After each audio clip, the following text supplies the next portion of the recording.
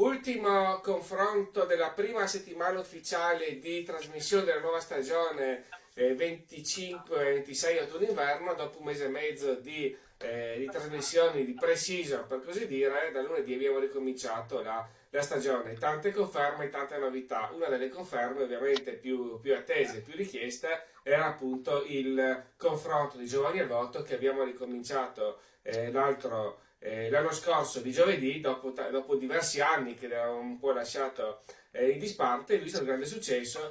Quest'anno lo riconfermiamo sempre di giovedì, per cui tutti i giovedì per tutta la stagione avremo Giovanni a voto, con tanti giovani che tornano a trovarci, ma come abbiamo già visto in questo mese e mezzo di programmazione sono tantissimi i nuovi volti che stanno venendo ospiti da noi. Uno di questi, e l'abbiamo proprio oggi, Matteo Ciuoffo di Idea Giuliana. Ciao Matteo! Ciao Luca, ciao Enrico, buonasera, Re- grazie per l'invito. reduce da un incontro sul lavoro di Dea Giuliana di ieri al Caffè Rossetti. Sì, Poi vi siete passati invece assolutamente. il testimone al Movimento 5 Stelle, Enrico Sossi, Movimento 5 Stelle, che oggi in questo momento in zona al CNULP, vicino a Esatto. Giovanni, Principe Unità, proprio c'è in atto un appuntamento dedicato al lavoro al Movimento 5 Stelle, per cui i partiti sono ricominciato anche per loro un po' l'attività di informazione su quello che è il loro operato, e anche ovviamente informazioni sulle diverse proposte di legge sia nazionali che locali, per cui sono tante le iniziative che sono in essere, come in questo caso, una ieri, una oggi. Quindi benvenuto Matteo, benvenuto Enrico, ovviamente giovani al voto, quindi temi molto, molto giovanili. Partiamo ovviamente con Matteo e parliamo subito di sicurezza urbana e vivibilità, ovviamente col focus sui giovani. In tema quindi di sicurezza urbana e vivibilità, credi che le autorità, vedi comune, polizia locale, polizia di Stato, carabinieri e via dicendo, stiano facendo abbastanza per garantire tranquillità nei quartieri frequentati dai giovani, oppure ci sono carenze evidenti? Allora, dobbiamo dire che a livello istituzionale c'è molta attenzione e anche molto interesse, la sensibilità al tema è alta. Infatti, negli ultimi 3 anni il Comune di Trieste ha visto 105 nuove assunzioni a livello di polizia locale che sono effettivamente attivi sul territorio e partecipano quotidianamente alla sicurezza. Oltre a ciò ci sono una serie di progetti, project financing, che portano all'ampliamento, diciamo, di quello che è il parco di telecamere attive sul territorio. Ad oggi si sta parlando di 70 nuove telecamere, diciamo che sono tutte piccole parti di un grande progetto per rendere la città più sicura.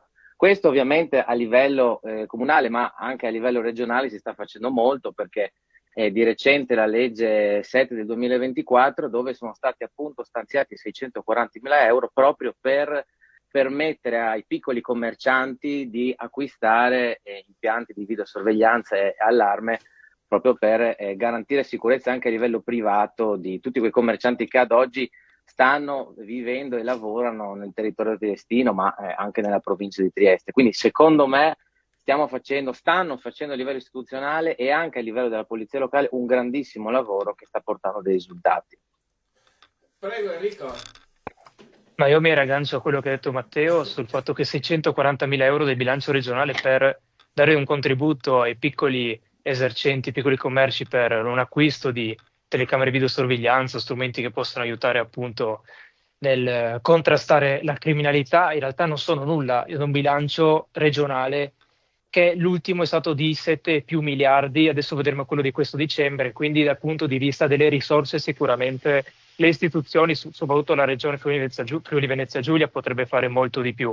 Rispetto al comune penso che sulle competenze che ha un comune, appunto, dei passi avanti si stiano facendo, quindi io penso, come ha detto anche Matteo, alle nuove assunzioni degli agenti di polizia urbana, del polizia locale, penso anche ai contributi per le telecamere. Detto ciò, attorno alla sicurezza c'è anche un tipo di discorso che deve andare anche oltre alla semplice figura del poliziotto e alla semplice immagine della telecamera videosorveglianza. Qua parliamo di rioni che stanno andando, sono sempre più spopolati perché i giovani se ne stanno andando, i piccoli esercenti, i piccoli negozi stanno chiudendo perché stanno nascendo sempre più questi grandi agglomerati, questi nuovi centri commerciali. Vedremo anche cosa sarà il futuro della fine di Via Rossetti, dove ci sarà appunto presso l'Exfiera probabilmente un nuovo centro commerciale, vedremo anche cosa succederà all'ippodromo.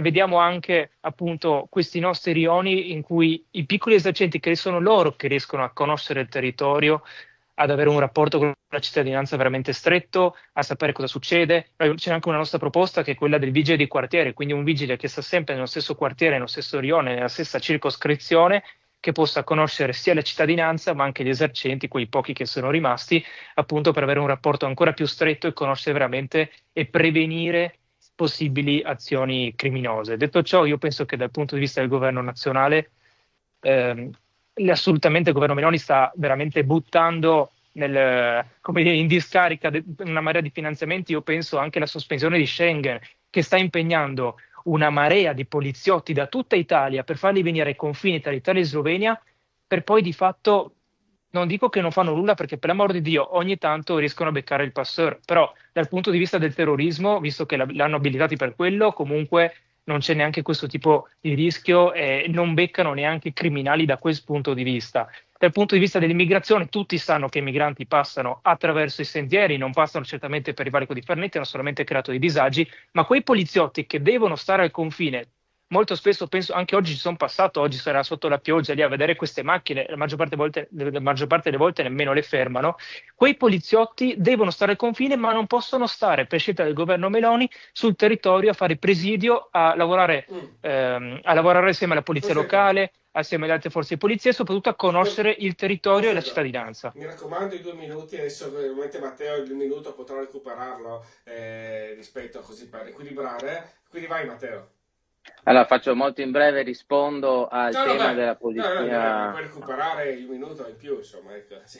Ok, rispondo al tema della polizia di quartiere dicendo che ad oggi nei quartieri come Altura, San Giovanni, ma anche Borgo San Sergio, la polizia di Stato, ma anche i carabinieri hanno dei presidi settimanali, quindi io non trovo come un intervento di una polizia di quartiere possa mitigare quando già ad oggi abbiamo un comparto, diciamo, di sicurezza molto attivo, anche di notte. Per quanto riguarda invece i finanziamenti statali nei confronti dei nostri confini, io invece trovo che sia molto giusto, anche perché in questo momento, con le rotte migratorie che ci sono in essere, è necessario mantenere un presidio costante sui nostri confini per la protezione soprattutto da eventuali infiltrazioni terroristiche. Detto ciò, io noto come il mio collega Enrico Sossi la situazione a Trieste, ma vedo anche che si stanno facendo dei grandi passi avanti e vedo anche che si stanno facendo dei miglioramenti a livello sociale di controllo del territorio, quindi non vedo motivo di allarmarsi a questi livelli, ecco. Prego Enrico. Ma io penso che i presidi settimanali di Carabinieri e Polizia di Stato non siano come avere un poliziotto della polizia locale che sta ogni giorno su un quartiere, conosce le persone, parla con la gente, frequenta i bar, frequenta gli esercenti, frequenta le realtà sociali e riesca veramente a conoscere il territorio e a prevenire, io parlo anche di prevenzione, non solo poi di repressione, ma anche di prevenzione, tutti questi atti criminosi che una pattuglia che passa con l'auto una volta a settimana, almeno quello che c'è a Matteo, sicuramente non è sufficiente. Rispetto alla questione di Schengen, io abito a Opicina e tanto sono uno che frequenta il carcere in maniera veramente assidua e posso garantire, ma non lo garantisco solo io, ma perché se uno va anche a vedere i dati, va a vedere anche gli articoli di giornale, la maggior parte dei pastori che vengono arrestati non vengono arrestati ai valici, vengono arrestati attraverso delle operazioni di polizia congiunte anche con la polizia croata e con la polizia slovena. E comunque la maggior parte dei migranti non passano per i valichi di confine, passano per i sentieri nei boschi, ma questo basta andare sul Carso e vedere che abbandonano i vestiti per una serie di ragioni, si cambiano e quant'altro.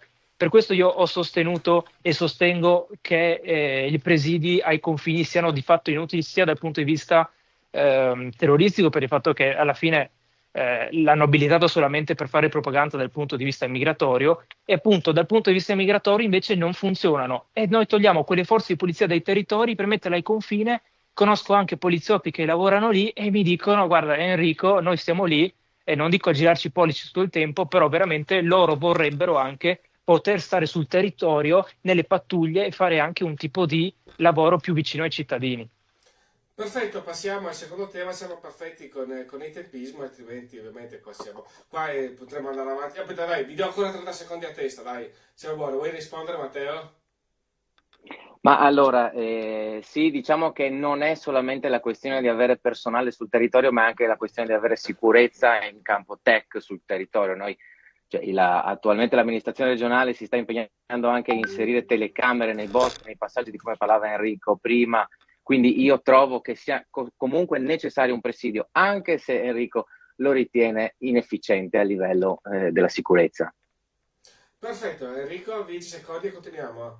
Ma io ne sento frequenti sentieri, sono abbastanza certo che io, queste telecamere, io anche vedendo i finanziamenti che passano in regione, nei sentieri, nei boschi, è una cosa che mi è nuova e quindi andrò anche ad approfondire. Ma sicuramente non è neanche la soluzione, perché dopo che anche in passato li hanno già filmati, dopo che filmi i passeri, cioè li devi andare a prendere, ma devi fare pattugliamenti nel bosco, non basta solamente filmarli. E concludo così non vado oltre i tempi prestabiliti. Perfetto, passiamo al secondo tema, cambiamo completamente, parliamo di turismo. Enrico, con l'arrivo di turismo, crociere, eventi a Trieste, pensi che questo porti più vantaggi, lavoro, apertura o più problemi? Alloggi troppo cari, rumori, trasporti saturi per chi ha tra i 18 e i 30 anni? Ma allora, oggi in quarta commissione del Consiglio regionale c'era un'interessante audizione proprio sul tema dell'inquinamento delle navi da crociera, perché forse non tutti sanno che le navi da crociera che vengono qua a Trieste stanno tutto il tempo con i motori accesi, appena da quando arrivano fin tanto che non partono, questo perché non vi è una elettrificazione della banchina, che tra l'altro ci vorrà comunque del tempo prima che venga fatta. Il fatto che questi motori delle navi da crociera, che alle volte non abbiamo solamente una nave da crociera, ma anche di più, siano continuamente accese, chiaramente ci porta un fattore negativo che è quello dell'inquinamento dell'aria, soprattutto di quei pochi, di quelle pochi cittadini che vivono ancora e sono residenti del centro città. Dico questo perché nel centro città, a furia di questo turismo che io definirei insostenibile e anche di fretta e fuga, perché poi di fatto in fretta e furia, perché poi alla fine non vengono neanche dei turisti che si fermano più giorni nella città e vanno a scoprire tutte le nostre possibili attrazioni che abbiamo a Trieste, vanno a vedere anche il Carso, vanno a vedere anche le sue Friuli Giulia. Sono molte volte i turisti che vengono con le crociere vengono qua a Trieste, si fanno Piazza Unità, Piazza della Borsa e forse Piazza Sant'Antonio, poi magari vanno in Slovenia, vanno in Croazia, direttamente con anche dei viaggi organizzati, quindi di fatto la nostra città non viene valorizzata. In tutto questo, se parlo anche della questione della diffusione degli Airbnb, quindi di questi bed and breakfast che tutti noi conosciamo alla fine di affitti di veramente pochi giorni, noi rischiamo veramente che la nostra città, soprattutto il centro storico e quei quartieri adiacenti, diventino alla fine dei quartieri vuoti dai residenti, con soli questi Airbnb. E potrei anche ricollegarmi al tema della sicurezza, perché, signori miei, se non abbiamo i residenti sul territorio che vivono un quartiere, che parlano con gli esercenti, appunto, che possono rianimare, chiaramente poi la criminalità e soprattutto appunto chi vuole approfittarsi chiaramente riesce a farlo proprio perché manca un presidio del territorio anche degli stessi residenti. Come dicevi tu Luca prima, adesso proprio in contemporanea al CNULP c'è una nostra conferenza sul tema sia del diritto all'abitare che del turismo, che io ho definito insostenibile. È presente con noi anche il nostro deputato Agostino Santillo che si sta occupando a livello nazionale proprio anche di una proposta di legge sul piano casa.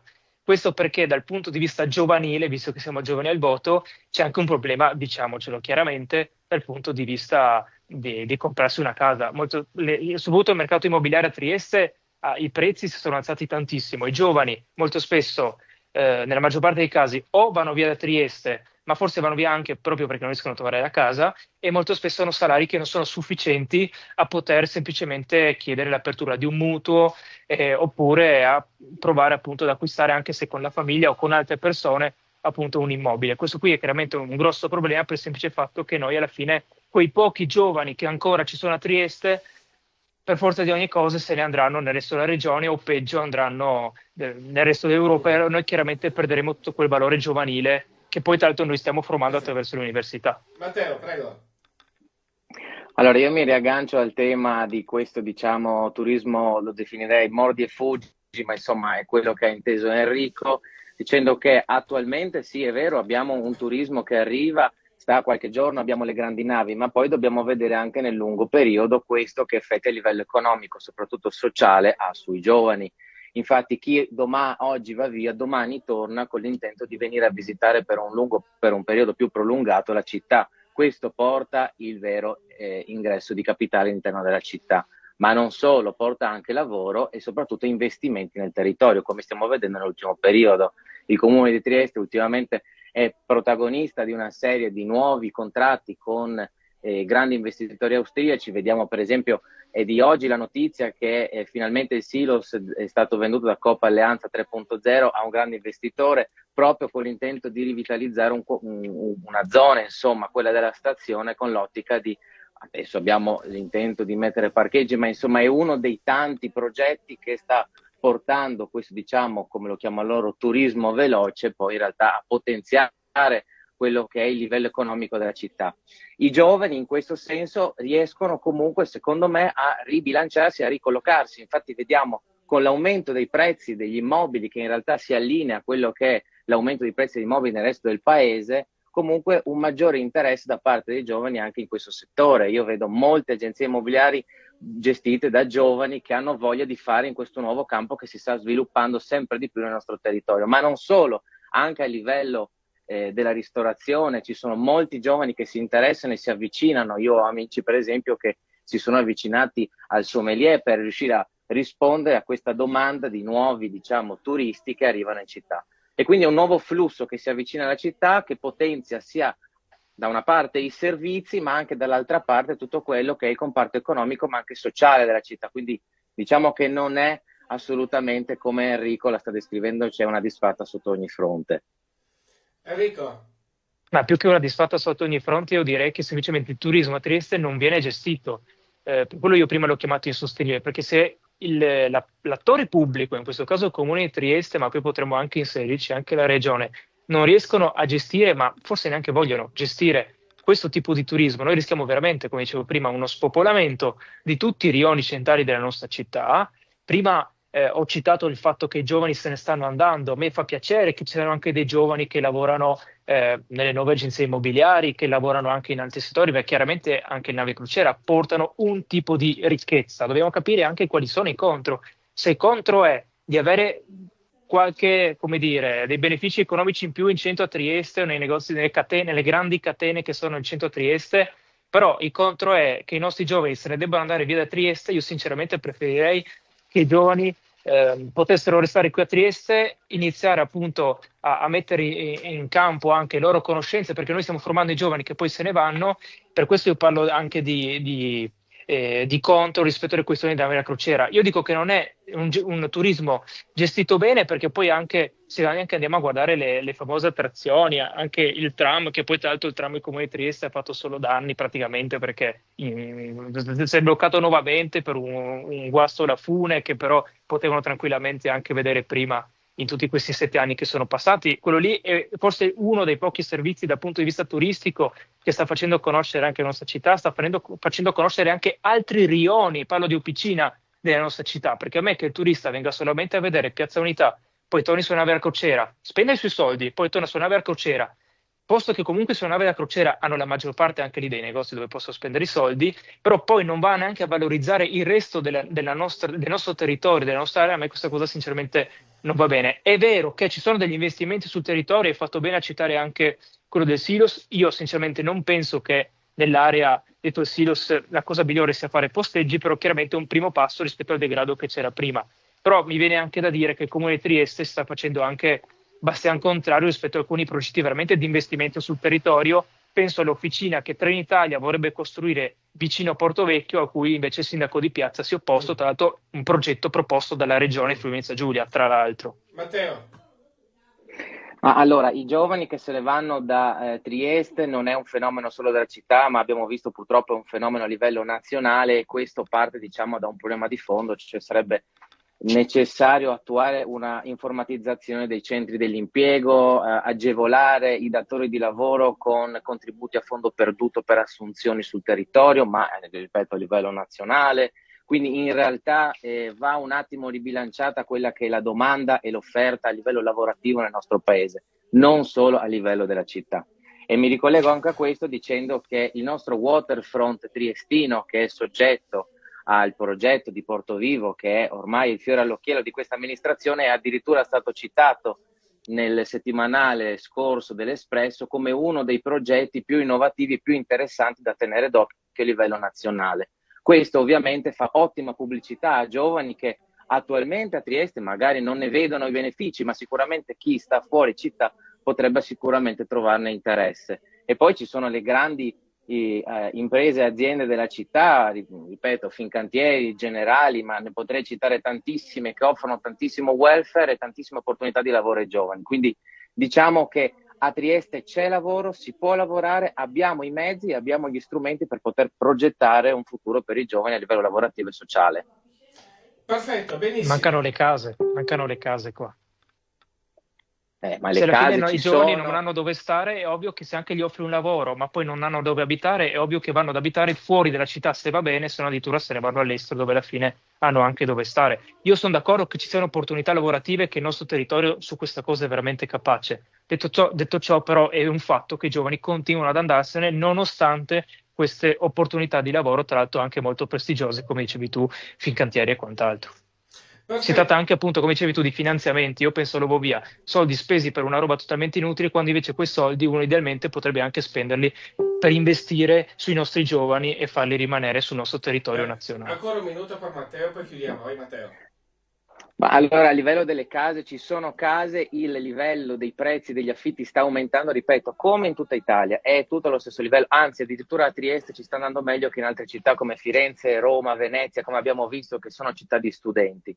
Trieste si sta adeguando a un andamento turistico che in realtà ha toccato altre città, ma non è vero che non ci sono case per gli studenti. In realtà sotto questo punto di vista anche Idea Giuliana ha anche delle proposte a livello sociale per poter creare delle collaborazioni tra persone anziane sole e giovani che vogliono condividere un'abilitazione con qualcuno per poter condividere le spese. Ma insomma, questo è un progetto del quale vi parleremo più avanti.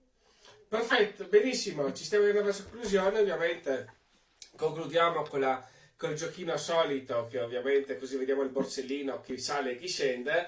Per cui partiamo in questo caso con Matteo. Quindi a oggi, che siamo il giovedì 23 ottobre 2025, chi è il candidato sindaco favorito per l'altra coalizione ad oggi?